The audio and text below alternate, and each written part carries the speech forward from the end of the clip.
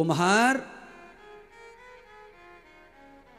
मटका बनाता है, पीने के लिए कुल्हड़ बनाता है, खाने के लिए सकोरे बनाता है।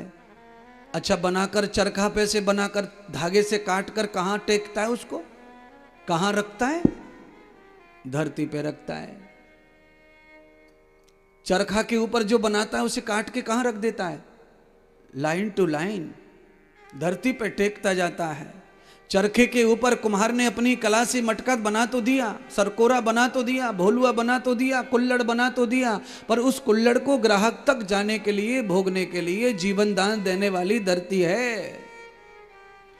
धरती का मतलब है आसन। आसन अगर किसी को मिल जाए तो जीवन आसान हो जाता है। इसीलिए हम सबको रोजाना 5 आसन 10 आसन रोज करने चाहिए।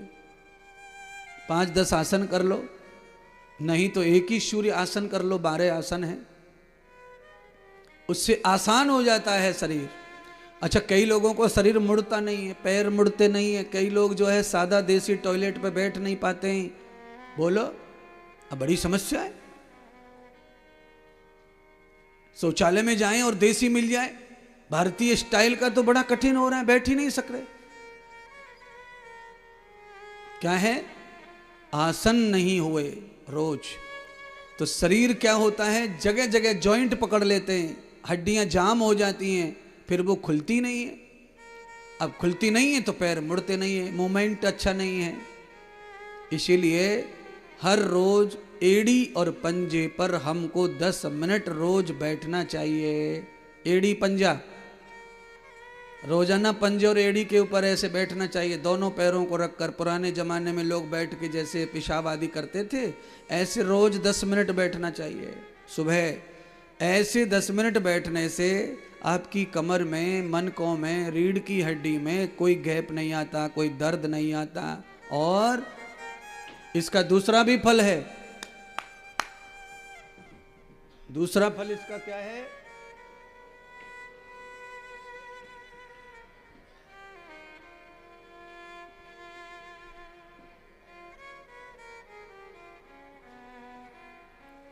दूसरा फल इसका और सुनिए। दूसरा फल है कि आपकी पैरों में और जंघाओं में जितना भी खून है, लगभग 1.25 लीटर खून होता है जंघा और पैर के नीचे। सारा का सारा खून आपकी किडनी में वापस आ जाता है, हार्ट को वापस आ जाता है।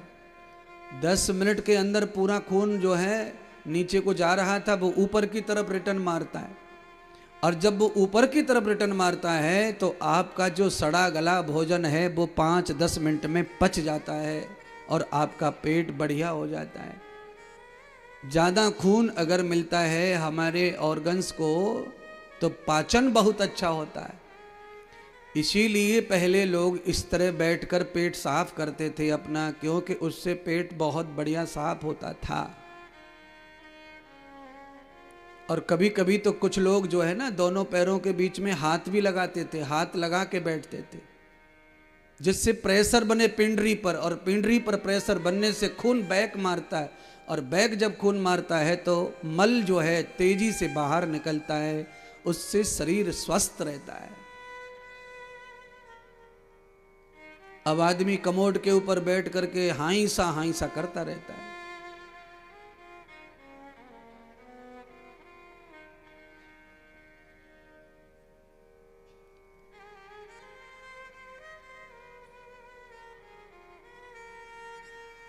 ब्रह्मा की सृष्टि सृजित हो रही है, तो ब्रह्मा की सृष्टि में नारद जी ने कहा कि आद्रात पुत्रम तब वेद योधाम। भगवान ब्रह्मा ने वेद आदि सत शास्त्र जिन्हें ऋषि मुनियों ने बाद में अंकलित किया, आज अग्नि अंगिरा आदित्य वायु ऋषियों ने वेदों का संकलन किया, ब्रह्मा की वाणी को इकट्ठा किया, संजोया और वेद लिखे। वेद क्या है? ब्रह्मा की वाणी है। ब्रह्मा ने वेदों को रचित किया, अपनी वाणी से गाया, और फिर संसार की सृष्टि के नियमों को गाया, और फिर ब्रह्मा जी के यहां पर ही नारद आदि का जन्म हुआ। नारद ने स्वयं ये बात कही तो मैत्री ऋषि ने पूछा, नारद जी आपको अपना पिछला जन्म याद है क्या? पूर्व जन्म की याद है आपको? तो नारद जी ने कहा, मुझे तो याद है पूरा जन्म। मैत्री ऋषि ने कहा कि आपने ऐसा कौन सा अच्छा काम किया जिससे आप ब्रह्मा के बेटा बने?